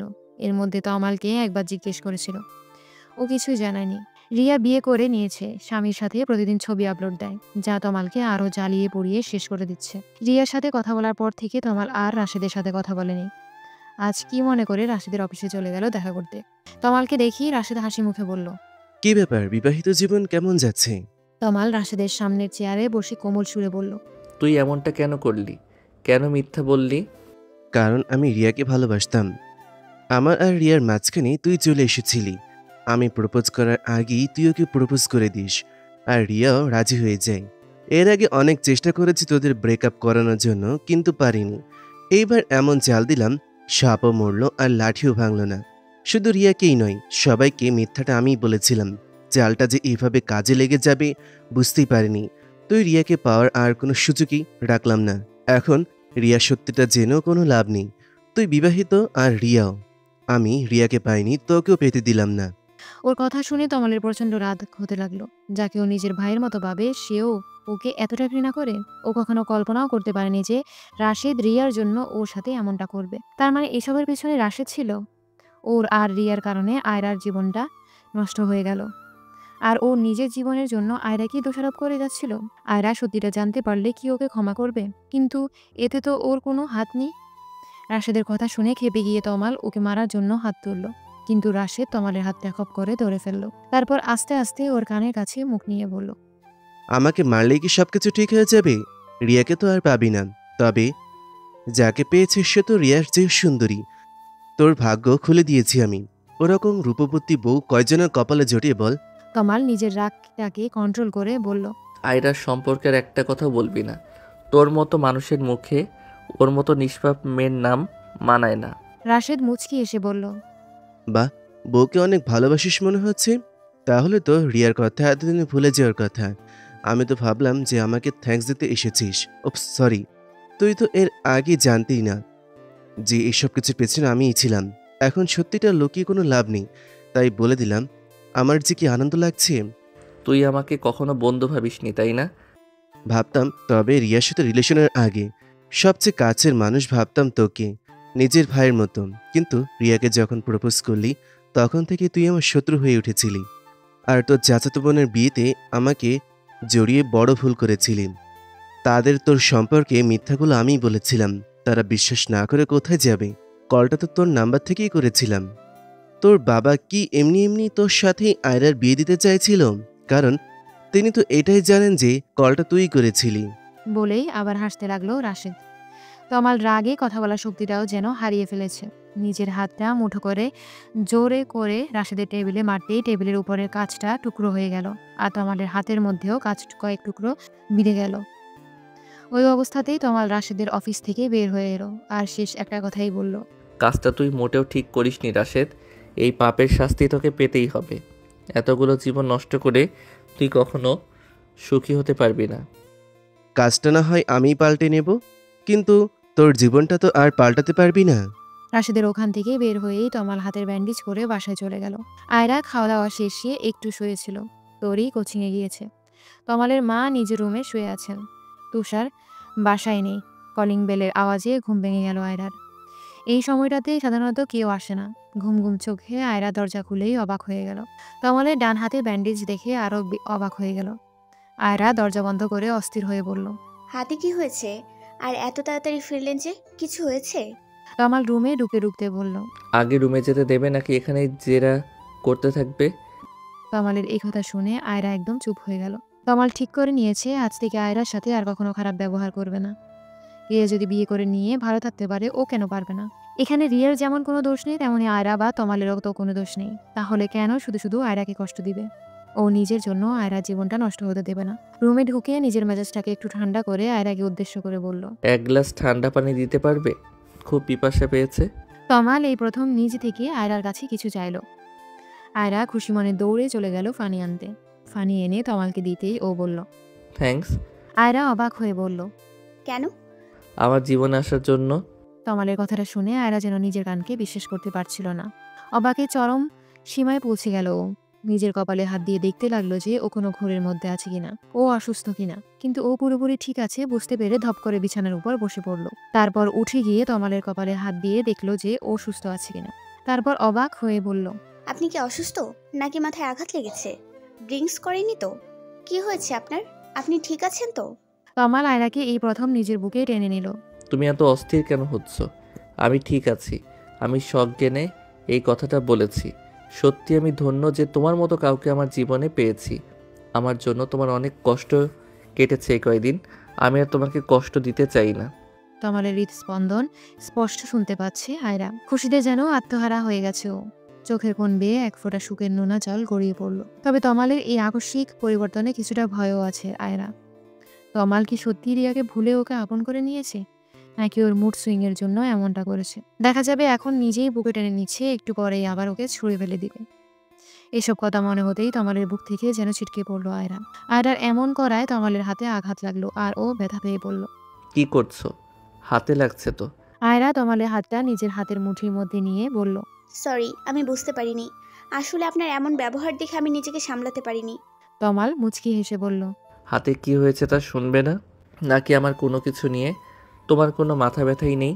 আয়রা আমতা আমতা করে বলল, আপনি তো রিয়াকে ভালোবাসেন, তাই। আর একবার আমাদের মাঝে কারো নাম নিবে না। আমি তোমার স্বামী আর তুমি আমার স্ত্রী। আমি আমার অতীতগুলোকে মনে করে তোমার জীবনটাকে শেষ করে দিতে পারি না। করুণা নাকি ভালোবাসা? তোমার যেটা মনে হবে সেটাই। আমি তো কারো করুণার পাত্রী হয়ে থাকতে চাই না। আমি কারোর করুণা নই, ভালোবাসা চাই। আশা করি বুঝতে পেরেছেন। তমাল কি বলবে বুঝতে পারছে না। ভালোবাসা কি এত সহজে হয়? ও কি সত্যি আয়রাকে ভালোবাসে নাকি করুণার বশে ওকে ভালোবাসতে চাইছে? ও নিজেও বুঝতে পারছে না, কিন্তু ও আর আয়রাকে কষ্ট দিতে চাচ্ছে না, তাই কোনো কিছু না ভেবেই বলে দিল, ভালোবাসি। কথাটা শুনেই আয়রা কান্না করতে করতে তমালের বুকে ঝাঁপিয়ে পড়ল। তারপর বলল, আমি জানতাম আপনি একদিন না একদিন আমাকে ঠিক মেনে নেবেন। বিয়ের বন্ধনটা যে এমনই শক্ত বন্ধন, যা নির্দয়ের মনেও ভালোবাসার সঞ্চার করে দেয়। এটা যে পবিত্র একটা বন্ধন, বিশ্বাস করুন। আমার এতদিনের সব কষ্টগুলো হয় মিলিয়ে গিয়েছে আপনার একটা কথাতেই। কথা দিন, আর কখনো আপনি আপনার সিদ্ধান্ত বদলাবেন না, আর কখনো আমাকে কষ্ট দিবেন না। তমাল ভাবতেই পারেনি যে আয়রা ওকে এত সহজে গ্রহণ করে নেবে। ও ভেবেছিল যে আয়রাকে মানাতে ওকে অনেক কাঠখড় পোড়াতে হবে, অনেক খারাপ ব্যবহার করেছে এই কয়দিনে। তমাল আয়রাকে নিজের বুকে আরো শক্ত করে চেপে ধরে বলল, কথা দিচ্ছি আর কখনো তোমাকে কষ্ট দিব না। তোমার ভালো থাকাই আমার ভালো থাকা, তোমার খুশি আমার খুশি। আর আমার দুঃখগুলো কষ্টগুলো সেগুলোর ভাগ নেবেন না। তবে আমি আমার জীবনে দুঃখ কষ্টটাকে আর আসতে দিব না। আমি চাই আর কোনো কষ্ট যেন তোমাকে ছুঁতে না পারে। তমাল যেমন ভাবতে পারেনি যে আয়রা এত তাড়াতাড়ি সব মেনে নেবে, তেমনি আয়রাও ভাবতে পারেনি যে তমাল ওকে এত তাড়াতাড়ি ভালোবেসে ফেলবে। সন্ধ্যা থেকেই তমালের ভীষণ জ্বর, বিছানা ছেড়েও উঠতে পারছে না। একে তো হাতের ব্যথা, তার উপরে জ্বর। দুপুরেও কিছু খায়নি, বলেছে যে দুপুরে বাইরে খেয়ে এসেছে। রাতে তুষার ওষুধ এনে দিল, আয়রা স্যুপ বানিয়ে খাইয়ে দিল, তারপর ওষুধ খাইয়ে দিল। তবুও জ্বর কমার নাম নেই। রাতের সাথে সাথেও জ্বরও যেন বাড়ছে। আয়রা একটা টুল নিয়ে তমালের মাথার কাছে বসে জলপট্টি দিয়ে দিচ্ছে।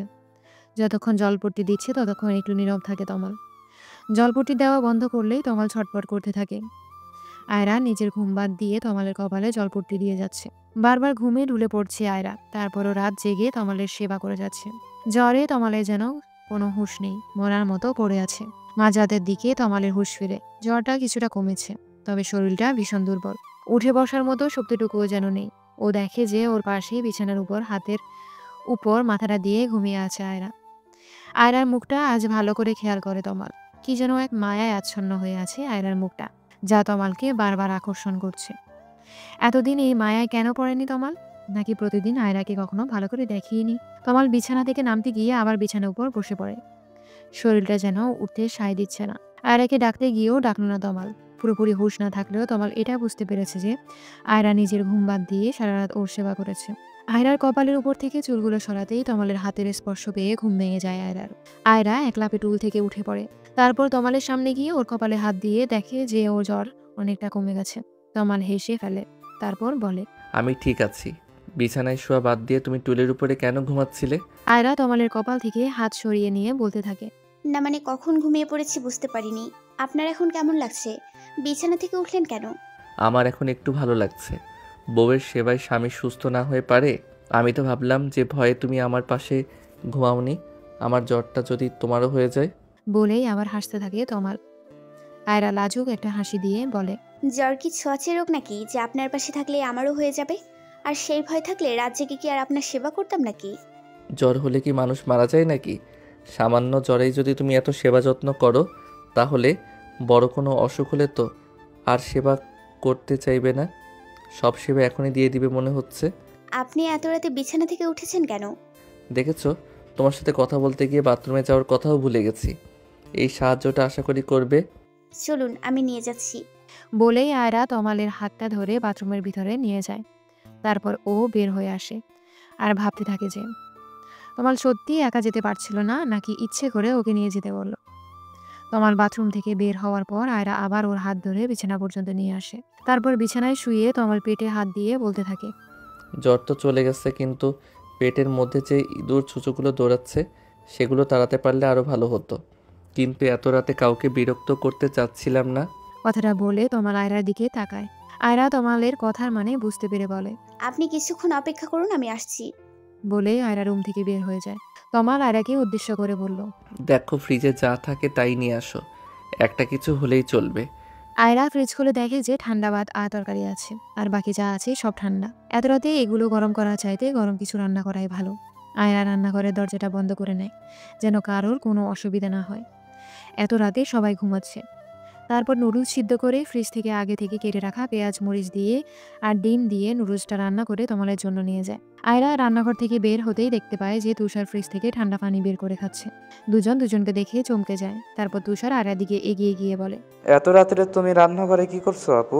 আপনার ভাইয়ের ক্ষুধা পেয়েছে তাই। আসলে রাতেও কিছু খাইনি। এখন কি অবস্থা? ভাইয়ার জ্বর কি কমেছে? হ্যাঁ, এখন একটু সুস্থ। তাই বলে তুমি এত রাতে রান্না করবে? ভাইয়ার কি বিবেক বুদ্ধি কিছু নেই? এত রাতে তোমাকে রান্না করতে পাঠিয়েছে? আরে উনি কিছু রান্না করতে বলেনি, আমিই রান্না করলাম। ভাবলাম ঠান্ডা খাবার খাওয়ার থেকে কিছু রান্না করে দিই। একথা বলতে না বলতেই আয়রা দেখতে পায় যে তমাল রুম থেকে বের হয়ে এসেছে। আয়রা ওর হাতে ট্রেটা পাশের টেবিলের উপর রেখে তমালের দিকে এগিয়ে যায়। তমাল তুষারকে দেখে জিজ্ঞেস করে, তুই এত রাতে এখানে কি করছিস? আমি তো পানি খেতে এসেছিলাম, দেখলাম আইনা আপু এত রাত্রে রান্না করছে। তা তুমি এখন ঠিক আছো তো? হ্যাঁ আমি ঠিক আছি। তোকে না বলেছি আয়রাকে এখন থেকে ভাবি বলবি? আগে যাই বলতি না কেন, এখনও তোর ভাবি, সো ভাবি বলবি। আর তুমি এত রাতে আবার কি রান্না করতে গিয়েছো? তুষার আর কিছু না বলে ওখান থেকে চলে গেল।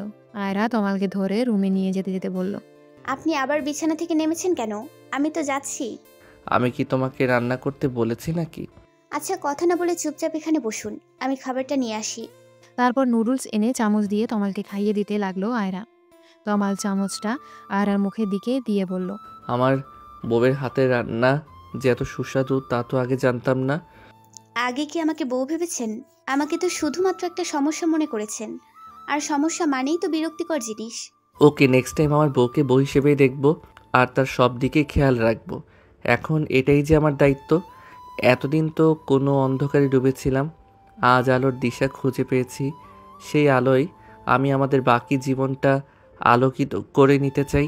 খাওয়া শেষ করে আয়রাও তমালের পাশে শুয়ে পড়ল। তমালের জ্বর কিছুটা কমলেও ওর শরীরে উত্তাপ আয়রা অনুভব করতে পারছিল। সকালে তমাল অনেকটাই সুস্থ হয়ে উঠলেও তমালের বাবা মা ওকে ভার্সিটি যেতে বারণ করলো। ওর হাতে কি হয়েছিল তা এখনো কেউ জানে না। আর আশ্চর্যের ব্যাপার হচ্ছে কেউ কিছু জানাতেও চায়নি। ব্যাপারটা তমালের জন্য ভালোই হয়েছে, না হলে সবাইকে মিথ্যে বলতে হতো। সত্যিটা তো আর বলা যাবে না। হাতে ড্রেসিং করানোর জন্য তমাল হাসপাতালে যাবে শুনে আয়রা ওর পিছু নিল। আয়রা আজ প্রথম তমালের সাথে বাইরে বের হয়েছে। এক রিকশায় দুজনে পাশাপাশি বসেছে, এই জন্য এক অন্যরকম অনুভূতি। আয়রার স্বপ্নগুলো যেন পূরণ হতে চলেছে এক এক করে। তমালের সাথে রিকশায় যেতে ভালোই লাগছে ওর কাছে। তমাল রিয়ার সাথে অনেকবার অনেক জায়গায় ঘুরেছে, তবে আজ আয়রার সাথে ঘুরতে ওর অন্যরকম ভালো লাগছে। যদি ওরা ঘুরছে না, ডাক্তারের কাছে যাচ্ছে, তারপরেও এটাকেও এক ধরনের ঘোরাঘুরি মনে হচ্ছে। ডাক্তার দেখানো শেষে ওষুধ নিয়ে ওরা আবার বাসার উদ্দেশ্যে রওনা দিল। সানিয়া আজ ফোন করে জানালো যে আয়রার বিয়ে হয়ে গেছে শুনে রিমন নাকি আবার বিদেশে চলে গেছে। কথাটা শুনে আয়রা যেন খুশিতে লাফিয়ে উঠল। তমাল অনেকদিন পর আয়রাকে এত খুশি দেখে জিজ্ঞেস করলো, কি ব্যাপার আজ এত খুশি? আয়রা খুশিতে তমালকে জড়িয়ে ধরে বলল, ওই রিমন ইডিয়েটটা আমার বিয়ের কথা শুনে আবার বিদেশে চলে গেছে। আমার কি যে আনন্দ লাগছে, আমি আবার বাড়ি যেতে পারবো, আনন্দে ঘুরে বেড়াবো, ভাবতেই ভালো লাগছে। তমাল আয়রার কাঁধে হাত রেখে বলল, আমাকেও নেবে নাকি একাই পারি জমাবে? তমালের কথা শুনে আয়রা যেন মেঘ না চাইতেই জল পেয়ে গেল। খুশির পরিমাণ দ্বিগুণ করে বলল, আপনি যাবেন আমার সাথে? তুমি নিলে তো যেতেই পারি। আগে ছিলে দাদু বাড়ি, এখন তো শ্বশুর বাড়ি, যেতে তো হবেই। তবে কিছুদিন ওয়েট করতে হবে, পারবে তো? খুব পারবো। তারপর আয়রা দিন গুনতে শুরু করলো যে কবে বাড়ি যাবে। আয়রার অপেক্ষার প্রহর শেষ হয়েছে। কয়েক মাস পর ওর নিজের গ্রামে ফিরবে। তমালের বাসুরি কিছুদিনের ছুটি হয়েছে পূজার, আর এই ছুটিটাকেই ও কাজে লাগাতে চায়। আয়রা কাল থেকে ব্যাগ গোছানো শুরু করেছে। আজ সকাল থেকে বারবার শুধু করে দেখছে যে কখন বের হবে। তমালের মায়ের মনটা কিছুটা খারাপ। উনি ভেবেছিলেন যে তমাল হয়তো আয়রাকে মেনে নিতে পারবে না, কিন্তু এখন দুজনকে একসাথে দেখে কিছুটা মন খারাপ হলেও নিজের ছেলের হাসি মুখ দেখে সব ভুলে গেছেন। উনি তো এটাই চেয়েছিলেন যে তমাল খুশি থাকুক। আয়রার সাথে যদি তমাল খুশি থাকে তাতে ক্ষতি কি? আয়রা ভেবেছিল যে তমালের মা গোমরা মুখ হয়ে ওদের বিদায় দিবে, কিন্তু বের হওয়ার একটু আগে তমালের মা আয়রাকে ডেকে পাঠালো। তারপর আয়রার হাত দুটি ধরে বলতে লাগলো, আয়রা, তুই আমাকে ক্ষমা করে দিস। নিজের চাচি হয়েও তোকে অনেক কষ্ট দিয়েছি, কিন্তু তুই আমার কত খেয়াল রেখেছিস। আমার পরিবারের জন্য তোর মতো মেয়েই ঠিক। আমার সংসার পরিবার সব কি সুন্দর করে গুছিয়ে ফেলেছিস এই কয়দিনে। আমি আসলে তমালের বিষণ্ণতাকে মেনে নিতে পারছিলাম না। আমি ওর জন্যই তোকে দেখতে পারতাম না। আমি বুঝতে পারিনি যে একটা ভালো বউ হলে ভালোবাসা দিয়ে সে সব কিছু জয় করে নিতে পারে। এখন আমার তুষারের জন্য এমন লক্ষ্যে একটা মেয়ে পেলেই হবে। এটুকু বলতেই উনি কান্না করে দিলেন। আয়রা ওর শাশুড়ির হাতে হাত রেখে বলতে লাগলো, চাচি আপনার জায়গায় অন্য কেউ হলেও হয়তো একই কাজ করতো। সব মায়েরাই চায় যে তার সন্তান সুখে থাকুক, আপনিও তাই চেয়েছিলেন, এতে দোষের কিছু নেই। আর আমি কষ্ট পেয়েছি ঠিক, তবে আপনি তো আমার উপর কোনো অত্যাচার করেননি। আর এই কয়েকদিনে জমিয়ে রাখা কথাগুলো না হয় আমার সারা জীবন ধরে চালিয়ে যাব। এখনো চাচি মা বলবি না? আমার তো এখন দুইটা মেয়ে, তোরই আর তুই। আর এই গয়নাগুলো রাখ, এগুলো তমালের বইয়ের জন্য গড়িয়ে রেখেছিলাম, এতদিন দেইনি। তবে আজ সময় এসেছে এগুলো তার প্রকৃত হকদারের কাছে পৌঁছানোর। আয়রা ওর শাশুড়ির হাত থেকে গয়নাগুলো নিতে নিতে বলল, এগুলোর কি দরকার ছিল? আপনাদের ভালোবাসাই আমার কাছে যথেষ্ট। একটা মেয়ের কাছে তার পরিবারের ভালোবাসা চাইতে বড় আর কি হতে পারে মা? আয়রার মুখে মা ডাক শুনেই উনি আয়রাকে জড়িয়ে ধরে কান্না করতে থাকেন। তারপর বলেন, আমার ছেলেটাকে ওখানে দেখে শুনে রাখিস মা, মায়ের মন বুঝিসই তো। আপনারাও চলেন, অনেক দিন যান না, ভালো লাগবে সবাই একসাথে গেলে। বিয়ের পর তো আমার প্রথম শ্বশুর বাড়ি যাচ্ছে, সেখানে আমরা সবাই কি করে যাই। এইবার তোরা ঘুরে আয়, এরপর আমরা সবাই একসাথে যাব। দড়ি এতক্ষণ দরজার কাছে দাঁড়িয়ে সবটা শুনছিল। এবার এসে নিজের মায়ের গলা জড়িয়ে ধরে বলতে লাগলো, আমার মা দেখছি বৌমাকে পেয়ে নিজের মেয়েকেই এবার ভুলে যাবে। আয়রা আপু, ও সরি ভাবি, তুমি তো দেখছি জাদু জানো, কয়েকদিন আমার পরিবারের রং ফাটলে দিয়েছো। ওর থেকে তোর শিখতে হবে কি করে সংসার করতে হয়। মা, তোমার এই বাচ্চা মেয়েটাকে আগে বড় হতে দাও, তারপর না হয় সংসার করা শিখিও। আর কত বড় হতে চাস? তুষারের জন্য একটা টুকটুকে বউ এনেই তোর বিদায়ের ব্যবস্থা করব। তারপর দড়ি আয়রাকে উদ্দেশ্য করে বলল, ভাইয়া তোমাকে ডাকছে, কি যেন খুঁজে পাচ্ছে না। তারপর আয়রা ওখান থেকে চলে গেল। সবার থেকে বিদায় নিয়ে আয়রা আর তমাল বের হয়ে গেল। পুরো ট্রেনে আয়রা তমালের কাঁধে মাথা রেখে ঘুমিয়েছে। স্টেশনে পৌঁছানোর আগে আয়রার ঘুম ভেঙে গেল। স্টেশন থেকে নেমে আয়রা একটা রিক্সা নিল। তারপর আয়রাদের বাড়ির সামনে গিয়ে দেখতে পেল যে সানিয়া গেটের বাইরে ওদের জন্য অপেক্ষা করছে। আয়রাকে দেখে ছুটে এলো। আয়রাও রিক্সা থেকে নেমেই সানিয়াকে জড়িয়ে ধরল। তমাল রিক্সা ভাড়া দেওয়া বাদ দিয়ে নীরব দর্শকের মতো দুই বোনকে দেখতে লাগলো। সানিয়া ওর মাকে জোরে জোরে ডাকতে লাগলো। ওর ডাক শুনে শুধু ওর মা নয়, আশেপাশের অনেকেই জমা হলো। এতদিন পর আয়রাকে দেখে সবাই অনেক খুশি। তমালকে যেন কারো চোখেই পড়ছে না। তমাল রিক্সা ভাড়া মিটিয়ে ব্যাগগুলো নিতে যাবে, তখন আয়রার বাবা এসে একটা ছেলেকে ইশারা করতে ব্যাগ নিয়ে বাড়ির ভেতরে চলে গেল। তারপর আস্তে আস্তে আয়রাদের বাড়ির সামনে থেকে ভিড় কমতে লাগলো। আয়রা অনেকদিন পর নিজের রুম পেয়ে ভীষণ খুশি। ফ্রেশ হয়ে বিছানায় শুয়ে পড়ল।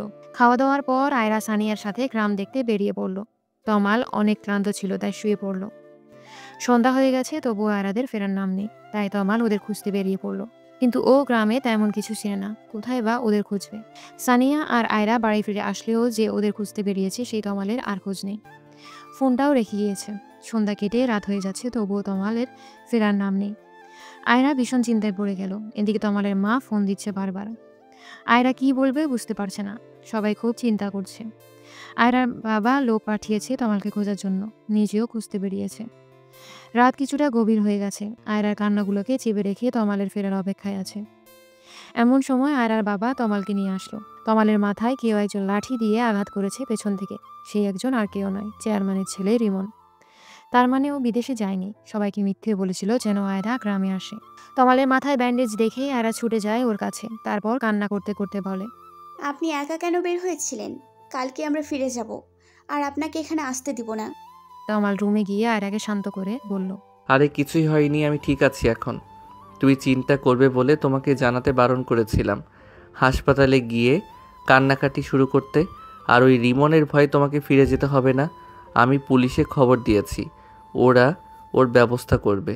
আমরা যে কয়দিন আছি ও আর আমাদের বিরক্ত করতে পারবে না। আর বাসায় এ কথা জানানোর প্রয়োজন নেই, মা অযথা চিন্তা করবে। আয়রা তমালের মাথাটা ঘুরে ফিরে দেখছিল। তমাল একটানে আয়রাকে নিজের বুকে টেনে নিয়ে বলল, তুমি পাশে থাকলে এসব ছোটোখাটো আঘাতে আমার কিছুই হবে না। তুমি তো আছোই সেবা করার জন্যে। বউয়ের সেবা পেলে আমি সুস্থ হয়ে যাব। আর কখনো এমনটা করবে না। নিজে খেয়াল রাখতে পারেন না? আপনার কিছু হয়ে গেলে আমার কি হবে? মাকে কি জবাব দিতাম? আচ্ছা, এখন তো আমি ঠিক আছি নাকি? এবার কান্না থামাও আর একটু হাসো। এই অবস্থায় কেউ হাসতে পারে? তুমি হাসো। তারপর আয়রা ওর মনে থাকা সব সংখ্যাগুলো তমালকে জানায়। তমালকে না পাওয়ায় ও কিসের কিসের ভয় পাচ্ছিল সেগুলো শুনে তমাল হাসতে থাকে। পরের দিন দুপুরের মধ্যে তমালের মা, বাবা, তরি, তুষার সবাই এসে হাজির হয়। তমালের মা তমালকে জড়িয়ে ধরে কান্না করতে থাকে। তমাল মানা করলেও আয়রার বাবা ওর বাবাকে সবটা জানিয়ে দিয়েছে। আয়রা ভয়ে ছিল যে তমালের মা হয়তো ওকে আবার কথা শোনাবে, কিন্তু তার কিছুই হলো না। বরং তিনি আয়নাকে জানালো যে এখানে আর ওকে আসতে দিবে না। আবার যদি কোনো বিপদ হয়, আয়রা বা তমাল কাউকে আর এখানে বেশি আসতে দিবে না।